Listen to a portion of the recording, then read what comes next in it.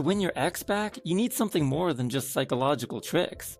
You need something much deeper, which I've talked about extensively in other videos on this channel. But today, we're going to focus exclusively on those tricks that can really help you spark feelings in that person. Here are 10 psychological tricks that will help you win back your loved one after a breakup. Number 1.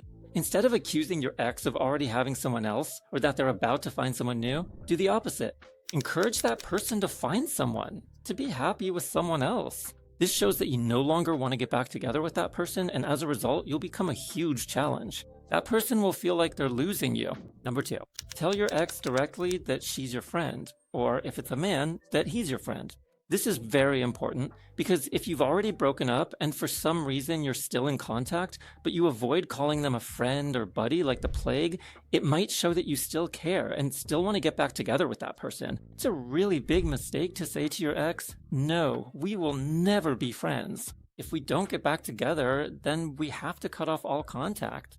Because that will mean that if, for any reason, you contact this person and, for example, suggest meeting up after some time or just want to have a normal conversation, your ex will have that warning in her mind that you don't want to be friends, you want to get back together. So if you're calling, suggesting something, it means you care about getting back together.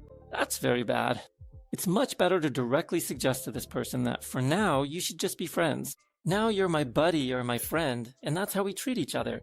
And putting that person into this kind of frame will show that you don't care anymore, which again makes you more of a challenge. Third trick, send your ex birthday wishes not on their birthday, but the day after. Why? Because your ex will expect to get birthday wishes from you, especially if they still think you care about them. But if you send them a day later, there will be a moment in your ex's life when they'll think, damn, I didn't get any birthday wishes from my ex. Does he not care about me anymore? And that's exactly what we need. On the other hand, by sending it a day late, you can use the word, I forgot. And if you forget about something, it means you're not sitting around thinking about that person, you're just moving on with your own life. So it's a kind of key word that shows that now you're much more of a challenge, that you're no longer just sitting around waiting for that person to graciously come back to you, but instead you've moved on. And that's very attractive. 4. Speak openly about the fact that in the end, things didn't work out for you two and that you'll never get back together. You should call it exactly what it is and not be afraid of it, even in situations where the other person is the one saying those words to you. Then you just need to agree and say, yeah, of course, it's a shame things didn't work out for us in the end, but I'm glad I met you and it really was a great time. That's how it's worth reframing it. The other person needs to feel that for you, this is final. Only then will they really feel that sense of loss. The worst thing you can do in this situation is to try to argue against those objections when someone says, we'll never be together again. How do you know? Maybe someday we'll get back together, maybe in some time. Maybe you'll change your mind. That's a disaster. It shows your ex that you're still waiting for them. Because of that, you're not a challenge, and that's very unattractive. This can kill the feelings that person just started to have again after hearing such words. 5. You should be the one to end phone conversations first, most of the time. Your ex can't get the impression that if you're talking, even if it's just about something like who takes care of the kids, who picks up which child at what time, or any other logistical matter that just needs to be sorted out, but then you keep hanging on the phone and asking, so how are you? How's Aunt Mauricia? How's everyone else around you? Just to feel that person's presence close to you, because that's what you want. That's completely normal, but it's not attractive. That's why it's definitely better if you're the one who ends the conversation first. Of course, it's not like you always have to cut your ex off mid-sentence and be cold or harsh, saying, I don't have time, I have to go. Why are you asking me anything else on top of that? Of course, that would be really bad. You need to be nice and polite, but at the same time, not interested. Just apologize nicely that you have to go because a really important show you want to watch is about to start. And especially if you give such a trivial excuse, which of course is a joke, you probably shouldn't actually use it, but if you give any kind of trivial excuse like, I still have something to take care of, I have a few things to do, I need to wrap up soon. So without any specifics, it's not like, the city guards are towing my car, I have to end this immediately, because that's not a lack of interest. The more trivial the reason you give, the better. It sends an even stronger message to your ex that you simply don't feel the need to talk to them endlessly. And in doing so, you become a challenge again. So that's another building block in this challenge frame you need to construct for your ex's feelings to grow again. Number 6, don't immediately agree to meet up if your ex suggests it. Why? Because once you start building this challenge frame and your ex becomes more and more curious about what's going on in your life, they'll start thinking about you more often. Eventually, it might get to the point where they directly suggest meeting up. If you immediately agree and, God forbid, show how wonderful you think the idea is and how excited you are about it, and your ex sees all that enthusiasm from your side, you can very quickly lose that challenge frame. Your ex might feel that you were never really a challenge at all, and that it only took one suggestion for you to be over the moon that something like this is even happening, and your attractiveness can really start to drop. I've seen this happen many times. It's brutal, it's counterintuitive. It shouldn't be this way, but that's how it is. This isn't something I made up, so you have to play by these rules. Instead, it's definitely better to thank them, show how cool it is that they're inviting you, say you'd love to meet up, but you don't know for sure yet if you'll be able to make it because you still have some things of your own going on, so you'll see if you can fit it into your schedule and you'll get back to them.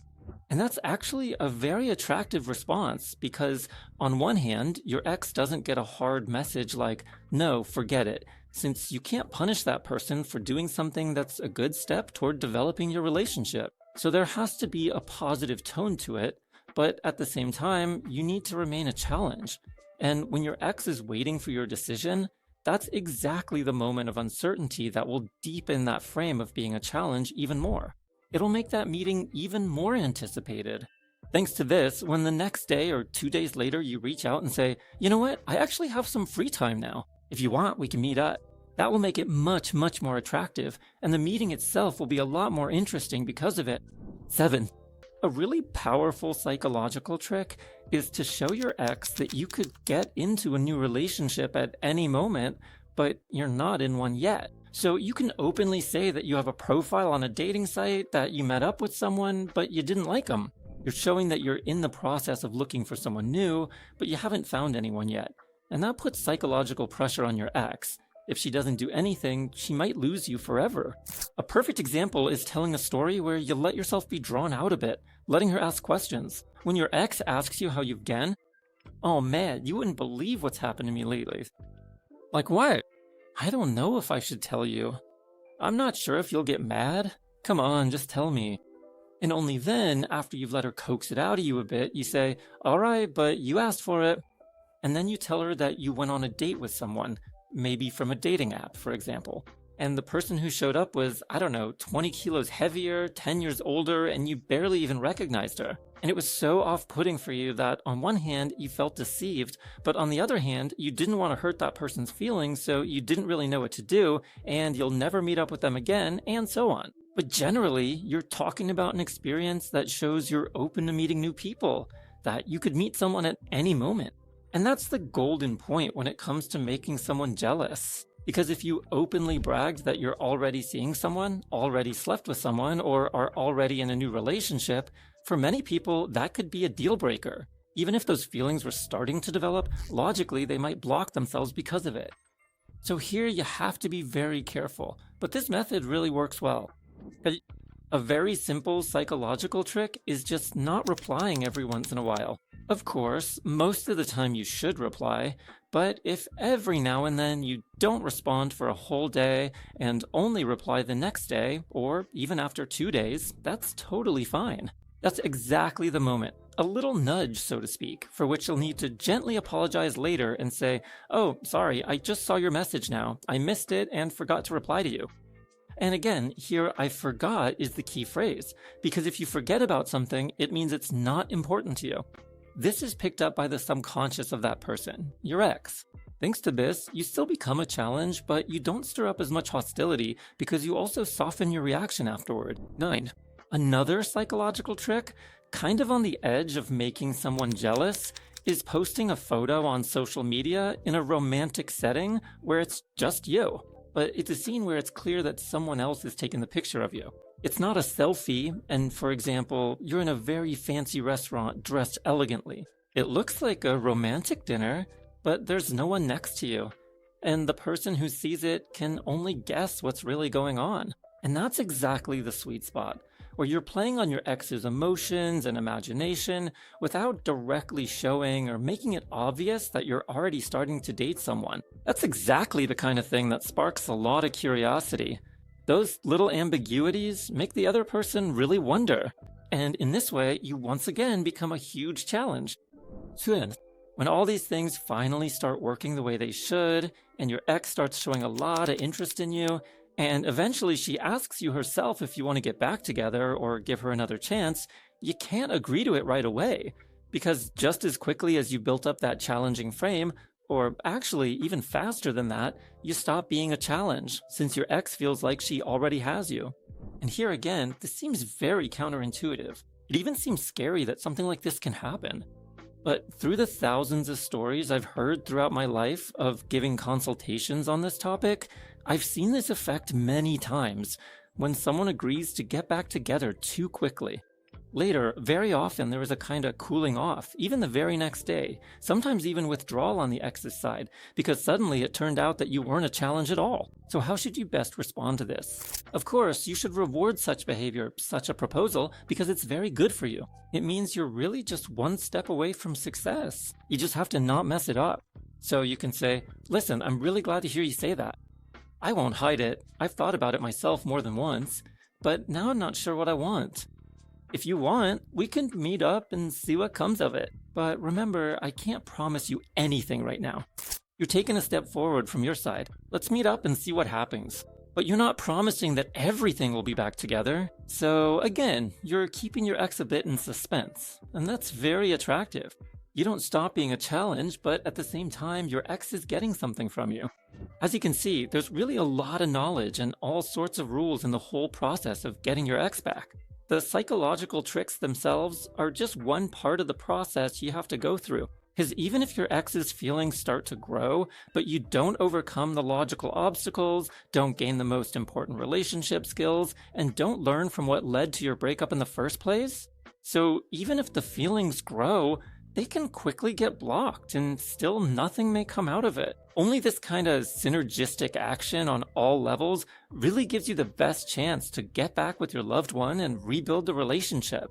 And now, if you don't want to go through all of this alone and would like to take advantage of our help, I invite you to visit the website institute2zkoacute.pl to schedule your first free consultation, where we will assess whether your situation has any potential, whether anything more can be done here, and if so, we will invite you to join our program, where under the care of a psychologist, we will tell you exactly what to do. We'll give you all the most important tools, courses, and training programs to help you acquire the key relationship skills and do deep work on yourself. I truly believe that this is the best thing you can do for yourself after a breakup. That's why right now, go to institute2zkoacute.pl and book your first free consultation. See you soon. Robert Marshall, Institute of Relationship Psychology.